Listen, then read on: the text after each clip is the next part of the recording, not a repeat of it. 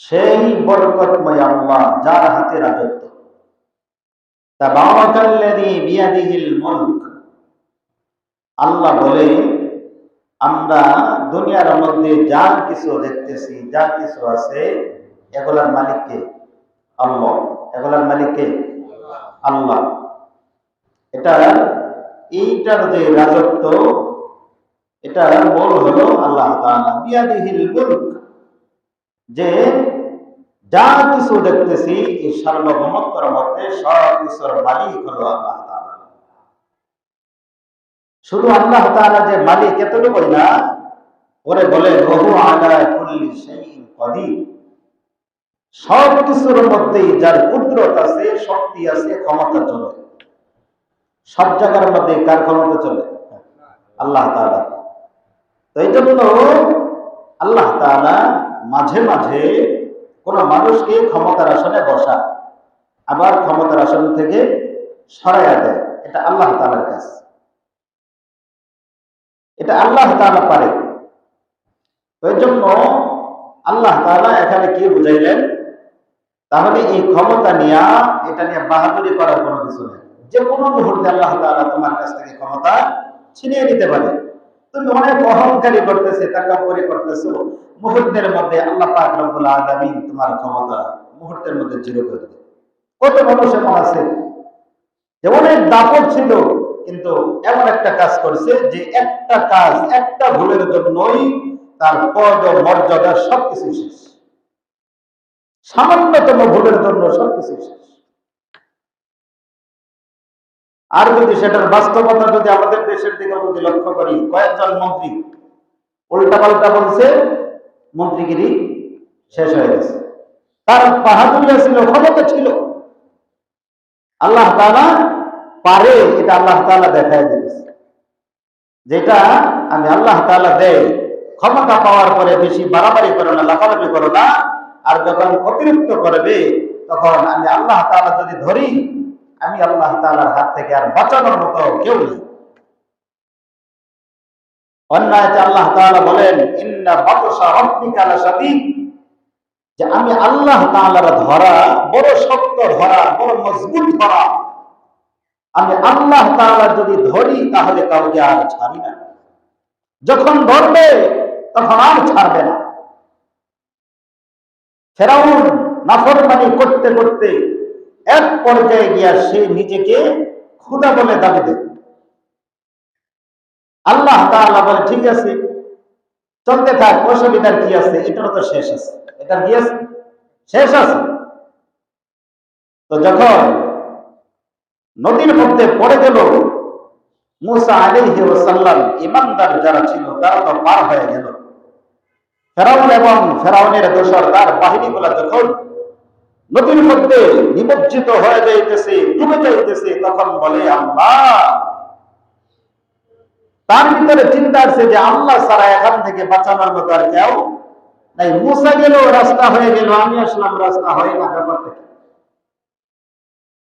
তখন এই ফেরাউন কি করলো? নিজের শরীরটাকে, নিজের বদন, নিজের বডিটাকে বাঁচানোর জন্য সে বলতেছে যে আমি মুসার খোদার উপর ঈমান আমল করলাম। তার উপরে? মুসার খোদার উপরে। কত বড় খবিস! মানে ডাইরেক্ট বলে না, মানে ঘুরে বলতেছে মুসার খোদার উপর ঈমান আনলাম। যে আল্লাহ তাআলা অন্তরের খবর জানে। আল্লাহ জানেন যে এই মুহূর্তে সে মারা যাইতেছে। এখন তার ঈমান আনার অর্থটা কি? কোন কারণে আনতেছে? তার শরীর বাঁচানোর জন্য, তার বদনটাকে হেফাজত করার জন্য, তার চাহিদা। এজন্য আল্লাহ বলে, ঠিক আছে, যা, তোর বদনকে আমি হেফাজত করলাম। শুধু হেফাজত করব না, আমি কিয়ামত পর্যন্ত তোর লাশ রেখে দিব। সমস্ত জাতিদেরকে দেখায় দিব, ক্ষমতা পাওয়ার পরে যারা উল্টা পাল্টা চলবে, তাদের লাশ, তাদের অবস্থা এরকম হয়। তুই ফেরাউন থেকে বাকি যারা দুনিয়ার মধ্যে আমি আল্লাহ তাআলার সাথে গাদ্দারি করবে, উল্টা পাল্টা চলবে, তারা তোর কাছ থেকে তারা শিক্ষা নেবে। আল্লাহ তাআলা রেখে দিয়েছে। এখনো আছে ফেরাউনের লাশ। এখনো ফেরাউনের লাশ কোথায় আছে? মিশরে রেখে দিয়েছেন আল্লাহ তাআলা। তাহলে সব জায়গার মধ্যে কার কুদরত চলে? আল্লাহ তাআলা। এজন্য আল্লাহ বলে তাবারাকাল্লাযী বিয়াদিহিল মুলক ওয়া হুয়া আলা কুল্লি শাইইন কাদির। সেই বরকতময় আল্লাহ যার হাতে রাজত্ব এবং প্রতিটা জায়গার মধ্যে সবকিছুর মধ্যে যার কুদরত চলে, যার ক্ষমতা চলে। এরপরে আয়াতে আল্লাহ তাআলা বলে আল্লাযী খালাকাল মাউতা ওয়াল হায়াতা লিয়াবলুয়াকুম আইয়ুকুম আহসানু আমালা। ওই বরকতময় আল্লাহ যার হাতে রাজত্ব, যার ক্ষমতা সব জায়গার মধ্যে চলে, ওই আল্লাহ তাআলা বলে আল্লাযী খালাকাল মাউত, আমি আল্লাহ তাআলা মরণ সৃষ্টি করলাম, ওয়াল হায়াত, আমি আল্লাহ তাআলা জীবন সৃষ্টি করলাম। আল্লাহ বলে আমি হায়াতের মালিক, আমি আল্লাহ তাআলা হলাম মউতের মালিক। সুবহানাল্লাহ। আল্লাহ বললেন আল্লাযী খালাকাল মাউত, আল্লাহ বলে আমি মানুষের জন্য মরণ বানাইলাম, আমি মানুষের জন্য হায়াত বানাইলাম। বাস্তব অবস্থা হলো মানুষের জীবন আগে, মরণ হলো পরে। কথা বলেন ঠিক কিনা? কিন্তু আল্লাহ তাআলা বললেন আল্লাযী খালাকাল মাউত, আগে আল্লাহ তাআলা মরণকে এনেছেন, পরে এরকম ভাবে হায়াতের কথা বলেছেন। শুধু মানুষের মধ্যেই মরণ নয়, জগতের মধ্যে যা কিছু আছে, দুনিয়ার মধ্যে আমরা যা কিছু দেখতেছি, সব কিছুরই মরণ আছে না নাই? আছে না নাই? সব কিছুরই মরণ আছে, শুধুমাত্র আল্লাহ তাআলার মরণ নাই। দুনিয়ার মধ্যে যা কিছু আমরা দেখতেছি সব মারা যাবে, ধ্বংস হয়ে যাবে। আল্লাহ আয়াতের মধ্যে বলেন কুল্লু মান আলাইহা ফান ওয়া ইয়াবকা ওয়াজহু রাব্বিকা যুল জালালি ওয়াল ইকরাম। কুল্লু মান আলাইহা ফান, আল্লাহ বলে আমি আল্লাহ তাআলা বলতেছি দুনিয়ার মধ্যে যা কিছু আছে সব কিছুই ধ্বংস হয়ে যাবে, সব কিছুই মারা যাবে, কোনো কিছুই থাকবে না, সব কিছুই ধ্বংস হয়ে যাবে। আসমান ধ্বংস হয়ে যাবে, জমিন ধ্বংস হয়ে যাবে, পাহাড় ধ্বংস হয়ে যাবে। যা কিছু দুনিয়ার মধ্যে দুনিয়ার মধ্যে যা কিছু আমরা দেখতেছি বা না দেখতেছি, সব কিছুরই মরণ আছে না নাই? সবাই মারা যাবে। আল্লাহ বলে জালালি ওয়াল ইকরাম, শুধুমাত্র সম্মান ও মর্যাদার অধিকারী আল্লাহ পাকের মরণ নাই। সুবহানাল্লাহ। আল্লাহ ছাড়া পৃথিবীর মধ্যে যা কিছু আছে, ফেরেশতাদেরও মরণ আছে, আকাশের মরণ আছে, তারকার মরণ আছে, সূর্য যে আছে তার মরণ আছে, জিবরাইলের মরণ আছে, আজরাইলের মরণ আছে, যা কিছু আছে সব কিছুরই মরণ আছে। কথা বলেন ঠিক কিনা? সব কিছুই মরণশীল, সবাই মরে যাবে। আল্লাহ পাক বলেন আল্লাযী খালাকাল মাউত, আল্লাহ কেন আগে মউতের কথাটা বললেন, পরে কেন হায়াতের কথাটা আল্লাহ তাআলা বললেন? আল্লাহ বোঝাই দিয়েছে, ও দুনিয়ার মানুষেরা রে, তোমাদেরকে আমি আল্লাহ পাক রব্বুল আলামিন দুনিয়ার মধ্যে প্রেরণ করেছি। ও বান্দা, দুনিয়ার মধ্যে তুমি কতক্ষণ থাকবে এটার গ্যারান্টি আমি আল্লাহ ছাড়া আর কেউই জানে না। কথা বলেন ঠিক কিনা? কোন মানুষ বলতে পারবে না আমি এতদিন পৃথিবীর মধ্যে থাকবো, আমার হায়াত এই পরিমাণ আছে, কারো দ্বারা বলা সম্ভব না। কোন নবীও জানে না, কোন ফেরেশতাও জানে না, কোন আল্লাহওয়ালা বান্দাও জানে না। আল্লাহ তাআলা কাউকে জানাই নাই, এই বিষয়টা আল্লাহ তাআলা গোপন রেখে দিয়েছে। কথা বলেন ঠিক কিনা? কোন বান্দার কোন জায়গার ভিতরে কোথায় বান্দার মৃত্যু হবে, ও দুনিয়ার মুসলমান কেউই জানে না, জানে না। শুধুমাত্র জানে একমাত্র আল্লাহ, আল্লাহ ছাড়া আর কেউই জানে না। এজন্য আল্লাহ বলে বান্দারে তোর জন্য মরণের কথাটা, মৃত্যুর কথাটা এই কারণে আমি আল্লাহ তাআলা উল্লেখ করলাম। বান্দারে বাস্তব অবস্থা হলো আপনি আমি যদি যে কোনো দোকান থেকে কোনো পণ্য যদি ক্রয় করি, এটার 2 মাস 4 মাস 6 মাস 1 বছরের ওয়ারেন্টি থাকে, গ্যারান্টি থাকে। এই 2 বছরের ভিতরে এই জিনিসটা আর নষ্ট হবে না। এটা 40 দিন চলবে, 1 মাস চলবে, 240 চলবে, এইভাবে বিভিন্ন ধরনের ওয়ারেন্টি গ্যারান্টি থাকে। ও জগতের মুসলমান, তুমি পৃথিবীর ভিতরে আগমন করলা, আগমন করার পরে 1 মিনিটের কোনো ভরসা নাই, 1 মিনিটের গ্যারান্টিতে হয় দিতে পারবে না। আমি 5 মিনিট দুনিয়াতে থাকবো, 1 মিনিট দুনিয়ার মধ্যে থাকবো, এই ধরনের গ্যারান্টি কোন বান্দা কোন বান্দি দিতে পারবে না। ফেরেশতারাও দিতে পারবে না, নবীও দিতে পারবে না, কেউই দিতে পারবে না। বান্দারে, তোমার যেহেতু দুনিয়ার মধ্যে 1 মিনিটের জন্য কোন ধরনের কোন গ্যারান্টি নাই, এইজন্য আমি আল্লাহ তাআলা আল্লাযী খালাকাল মাউত, আগে মরণের কথাটা বলেছি। বান্দারে, আরেকটা জিনিস ভালো করে মনে রাখো, একটা হলো ইহা জগৎ, আরেকটা হলো পরজগৎ। একটা হলো ইহকাল, আরেকটা হলো পরকাল।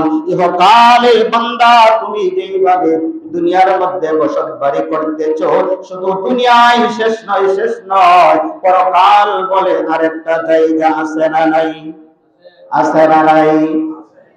দুনিয়ার চাইতে ওখানে বেশি দিন থাকতে হবে। এজন্য আল্লাহ তাআলা বলে, বান্দারে, এই যে দুনিয়া, এই দুনিয়া আর আখিরাতের সাথে যদি তুলনা যদি করা হয়, দুইটাকে যদি হিসাব যদি করা হয়, আখিরাতের সাথে দুনিয়ার কোনো তুলনাই হইতে পারে না। দুনিয়ার 1000 বছরে আখিরাতের হবে মাত্র 1 দিন। কয়দিন? 1 দিন হবে দুনিয়ার 1000 বছর, আর আখিরাতের হবে মাত্র 1 দিন। ওই দিন তাহলে কত লম্বা হবে রে মুসলমান? ওই হিসাব অনুযায়ী রে বান্দারে, আল্লাহ তাআলা বলে, ও বান্দা, এজন্য দুনিয়ার তোমাকে যে আমি আল্লাহ তাআলা যদি হায়াত দেয়, দুনিয়ার 1000 বছরে যদি 1 দিন যদি হয়, ও বান্দা, তোমাকে আমি যদি 60 বছরের জীবন যদি দান করি, 70 বছরের হায়াত যদি দেয় আখিরাতের সাথে, বান্দা তুমি যদি তুলনা যদি করো, তাহলে এই দুনিয়ার হায়াতটা হায়াত হিসেবে গণনার মধ্যেই পড়বে না। কথা বলেন ঠিক কিনা?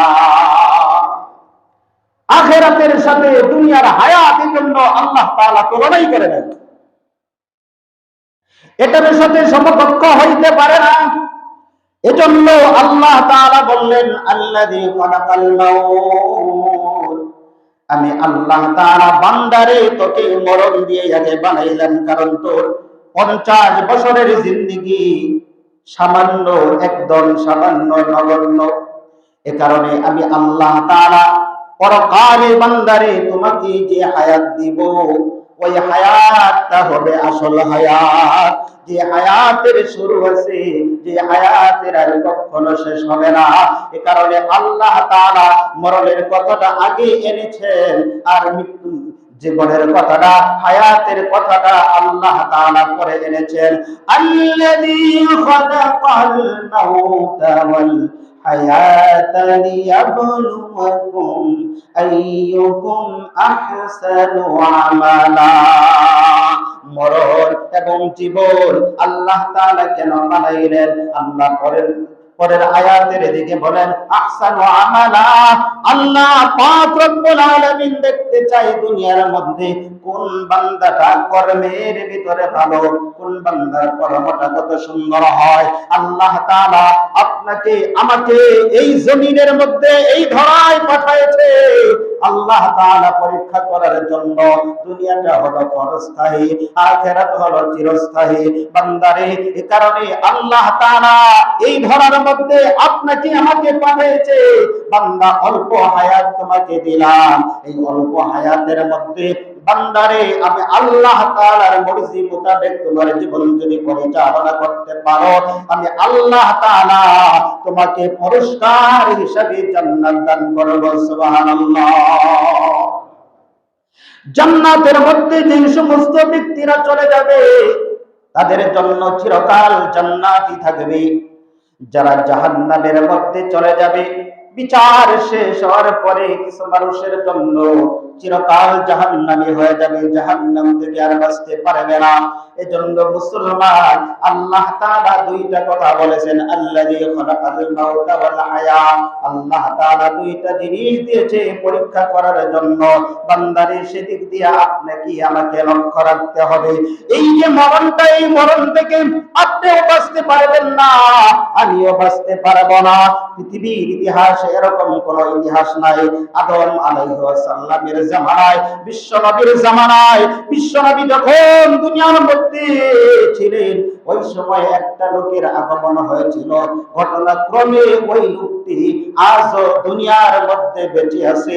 এই ধরনের কোন ইতিহাস নাই।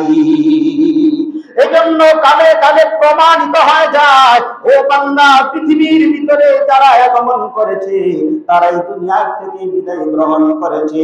যারা এসেছে ভবে তারা আবার দুনিয়া থেকে চলে গেছে। এটাই চূড়ান্ত সত্য কথা রে মুসলমান। এই জগতের মধ্যে থাকা যাবে না, থাকতে চাইলেও আপনি থাকতে পারবেন না। এই জন্য পিতার সামনে সন্তানের মৃত্যু হয়ে যাইতেছে, মার সামনে সন্তানের মৃত্যু হয়ে যাইতেছে, বাবার সামনে সন্তানের মৃত্যু হয়ে যাইতেছে, দাদা নাতির লাশটা কাঁধে নিয়ে কবর পর্যন্ত নিয়ে যাইতেছে। এজন্য কোন ব্যক্তির কোন সময় মরণ হয়ে যাবে আল্লাহ পাক ছাড়া দুনিয়ার কোন মানুষ সেটা বলতে পারবে না। এজন্য মরার আগে, মৃত্যু বরণের আগে বান্দা, আপনি আমি যদি ভালো যদি হয়ে যায়, আমল যদি ভালো যদি হয়ে যায়, তাহলে মৃত্যুর সময় আল্লাহ তাআলা আপনার জন্য আমার জন্য খুশখবর রেখে দিয়েছেন। সুবহানাল্লাহ।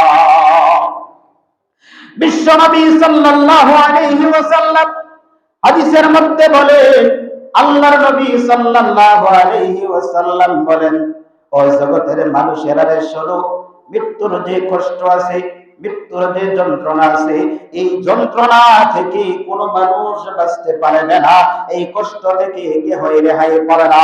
বিশ্বনবী সাল্লাল্লাহু আলাইহি ওয়াসাল্লামের জবান থেকে যখন এই বাণী যখন বের হয়ে গেল, আয়েশা রাদিয়াল্লাহু তাআলা আনহা প্রশ্ন করে, ইয়া রাসূলুল্লাহ, ইয়া হাবিবাল্লাহ, আল্লাহর নবী গো, একটা জিনিস আমার বুঝে ধরে না, আমার আকলে বুঝে আসে না। বলে, ও আয়েশা, কোন জিনিসটা?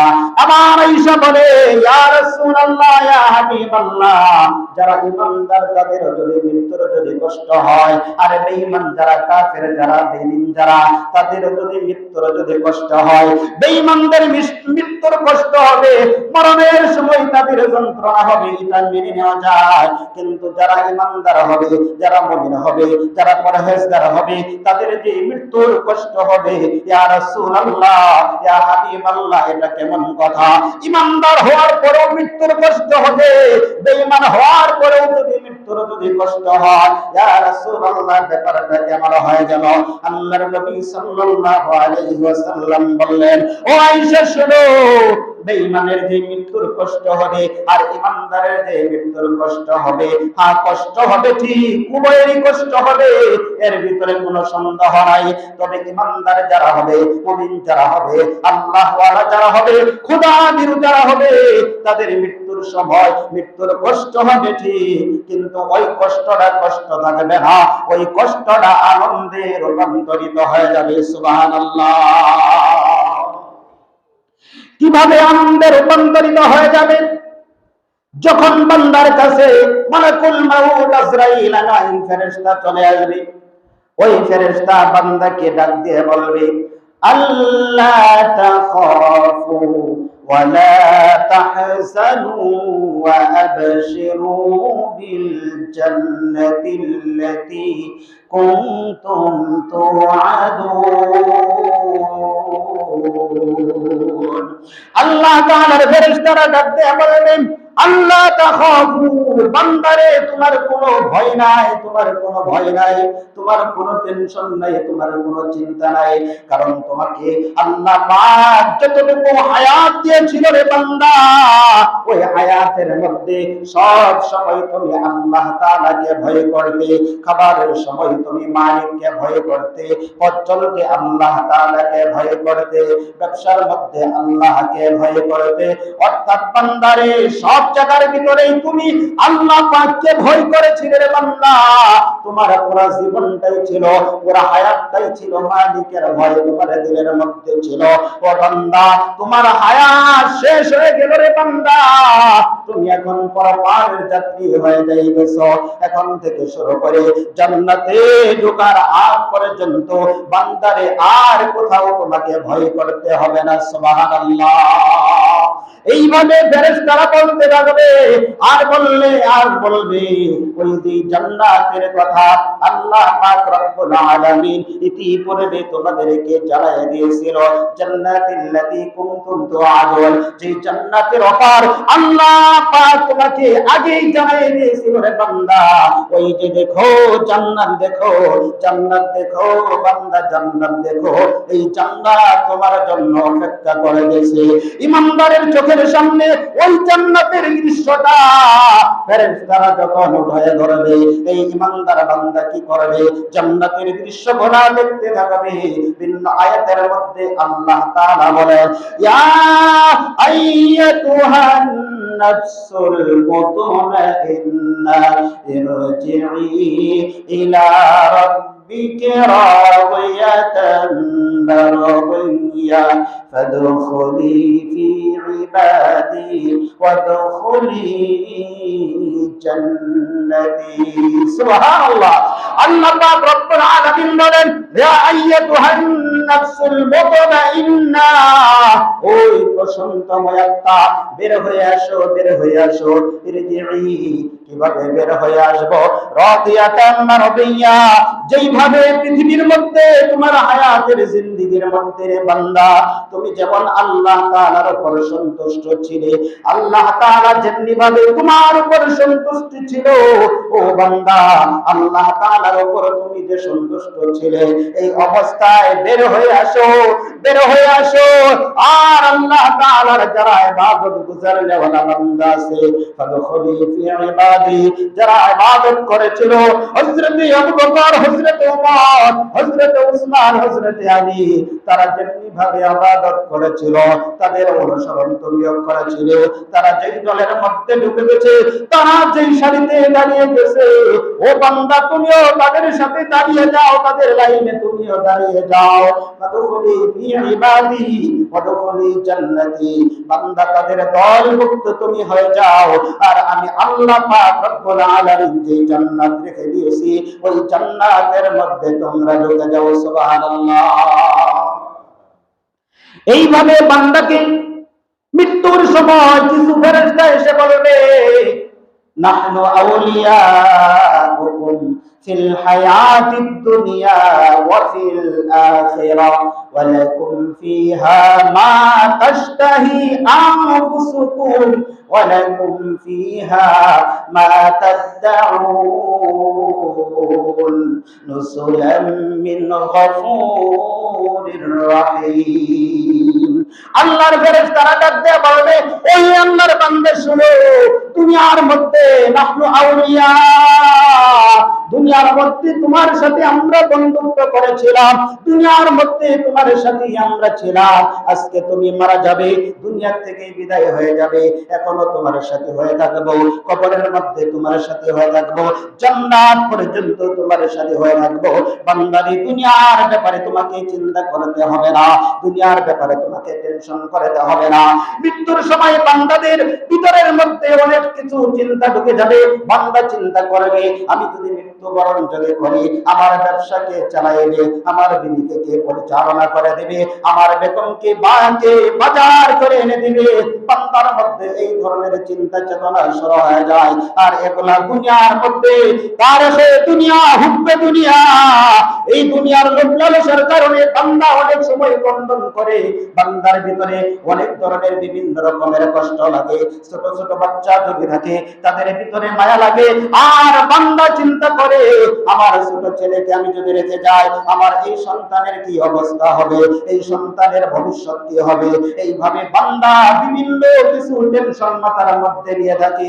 ওই সময় আল্লাহ তাআলার ফেরেশতারা বলে দেয়, বান্দারে দুনিয়ার মধ্যে যতদিন তুমি ছিলে, তোমার যেমনি ভাবে আমরা বন্ধু ছিলাম, তুমি যখন মৃত্যুবরণ করবে, তোমার সব কিছু ব্যবসা বাণিজ্য, তোমার পরিবার পরিজন যা কিছু আছে, এগুলা সব কিছুর দেখার জিম্মাদারি আমাদের। সুবহানাল্লাহ।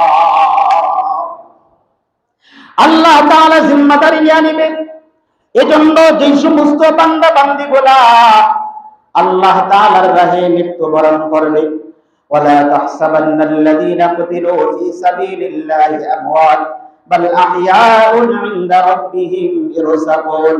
আবার বান্দা বান্দীদেরকে যখন জান্নাত যখন দেওয়া হবে, জান্নাতের মাকাম যখন পাবে, ওই সময় হযরতে আব্দুল্লাহ কে যখন বলা হবে, হে আব্দুল্লাহ, তুমি তো মৃত্যুবরণ করতেছো, তোমার জন্য জান্নাতের অফার, বলো তোমার কোনো কিছু বলার আছে কিনা। আব্দুল্লাহ বলে, হ্যাঁ হ্যাঁ আমার বলার কিছু আছে, আমার এতটুকু বলার আছে, আমার যে পরিবার পরিচয় আছে আমি চাইতেছি তাদের সাথে অল্প একটু সময় মোলাকাত করার জন্য, তাদের সাথে সাক্ষাৎ করতে চাই, তাদের কিছু কথা বলে আমি এরকম ভাবে চলে আসতে চাই। আল্লাহ বলবে, বান্দারে আব্দুল্লাহ, তোকে আর যাইতে হবে না, তুমি যেগুলাকে ভয় করতেছো, তোমার ব্যবসার ভয় তোমার মধ্যে, তোমার বিবির ভয় তোমার মধ্যে, তোমার সন্তানের ভয় তোমার মধ্যে, ও বান্দা, তোমাকে এগুলা নিয়ে কোনো টেনশন করে দেওয়া হবে না, এগুলা সব কিছুর জিম্মাদারি আল্লাহ তাআলা নিয়ে নেবে। সুবহানাল্লাহ। শুধু তাই নয়, বিশ্ব নবী সাল্লাল্লাহু আলাইহি ওয়াসাল্লামের কাছে যখন মালাকুল মাউত আজরাইল আমিন ফেরেশতাদের আগমন হয়ে গেল, আবার যখন আজরাইল বলে, ইয়া রাসূলুল্লাহ, আপনি কি নিয়ে যাওয়ার জন্য আল্লাহ তাআলা বলে দিয়েছে। বিশ্ব নবী সাল্লাল্লাহু আলাইহি ওয়াসাল্লাম চোখ থেকে পানি ঝরঝর করে ছেড়ে দিলেন। আবার ফেরেশতারা জিজ্ঞাসা করে, ইয়া রাসূলুল্লাহ, ইয়া হাবিবাল্লাহ, আপনি কেন ক্রন্দন করেন? বিশ্ব নবী বলে, শোনো, আমি এই কারণেই ক্রন্দন করে গেছি, আমি যখন পৃথিবীর মধ্যে এখনো আছি, আমার যতগুলো উম্মত আছে সবাই যে কোনো মুসিবতের মধ্যে যখন পড়ে যায়, ওই সমস্যার মধ্যে পড়ে গেলে আমি রাসূলের কাছে আসে, তাদের বিষয়টা আমাকে জানানোর জন্য। আমি তাদেরকে সান্ত্বনা দেই, আমি তাদেরকে স্নেহ করি, মহব্বত করি, আদর করি, তাদেরকে ভালোবাসা দেই। কিন্তু আমি রাসূল যদি দুনিয়া থেকে যদি চলে যায়, এরা কার কাছে গিয়ে সান্ত্বনা পাবে? কে তাদেরকে আদর করবে? কে তাদেরকে সান্ত্বনা দিবে? এইভাবে বিশ্ব নবী সাল্লাল্লাহু আলাইহি ওয়াসাল্লাম বলেন। আর আল্লাহ পাক তো বলেছেন, ওমা কানাল্লাহু মুআযিবাহুম ওয়া আনতা ফীহিম, যখন এই জমিনের মধ্যে রাসূল দুনিয়ার মধ্যে যাবে, আমি আল্লাহ তাআলা এই ধরাকে, এই জগৎকে আমি আল্লাহ তাআলা গজব দিয়ে ধ্বংস করব না। কারণ এই জগতের মধ্যে আমার বন্ধু আছে, আমার রাসূল আছে, এজন্য তাদেরকে আমি ধ্বংস করে দেব না। বিশ্ব নবী বলে, আল্লাহ যেহেতু বলেছেন আমি যতক্ষণ থাকবো গজব দিয়ে ধ্বংস করবে না, আমি যদি এখন চলে যাই আমার উম্মতের কি অবস্থা হবে? এজন্য আমি বিশ্ব নবী ক্রন্দন করে দিয়েছি। এবার ফেরেশতার মাধ্যমে আল্লাহ পাক জানায়া দেয়, হাবিব রে, ও হাবিব, জীবন ভর শুধু উম্মতকে নিয়ে টেনশন করেছো, আর টেনশন করতে হবে না। ওয়া আনা কাফিলুম মিনহুম, এখন থেকে তোমার উম্মতের জন্য আমি স্বয়ং আল্লাহ তাআলা জিম্মাদার হয়ে গেলাম। সুবহানাল্লাহ। এজন্য আল্লাহ তাআলা কি বলেছেন? আল্লাযী খালাকাল মাউত ওয়াল হায়া, আল্লাহ তাআলা মরণ সৃষ্টি করেছেন, জীবন সৃষ্টি করেছেন। এজন্য আপনার আমার জীবনকে যদি সুন্দরভাবে যদি পরিচালনা যদি করতে পারি, আল্লাহ তাআলা দেখতে চায়, বান্দা তোমাকে আমি হায়াত দিলাম, এই হায়াতের মধ্যে কোন বান্দাটা কর্মের মধ্যে ভালো থাকে, ভালো ভালো কর্ম যে করবে, আল্লাহ তাআলা এর প্রতিদান আল্লাহ তাআলা জান্নাত তাকে দান করবেন। আর যেই বান্দার কর্ম খারাপ হবে, কর্মের কারণে ওই নাফরমান বান্দাদের জন্য, তাদেরকে শাস্তি দেওয়ার জন্য আল্লাহ পাক যে জাহান্নাম রেখে দিয়েছেন, তাদেরকে জাহান্নামের মধ্যে দিবে। এজন্য হায়াত বড় বরকতময় একটা জিনিস। মূল্যবান জিনিস সবাই যদি শেষ হয়ে যায়, হায়াত শেষ হয়ে যায়, সারাদিন আর চিল্লালেও কবরের মধ্যে যাওয়ার পরে যতই চিল্লাচিল্লি করেন, কোরআনে মালিকের কাছে যতই আমার পৃথিবীতে আসার জন্য আবেদন করেন, সেই আবেদন আল্লাহ তাআলা কবুল করবে না, কাজে লাগবে না।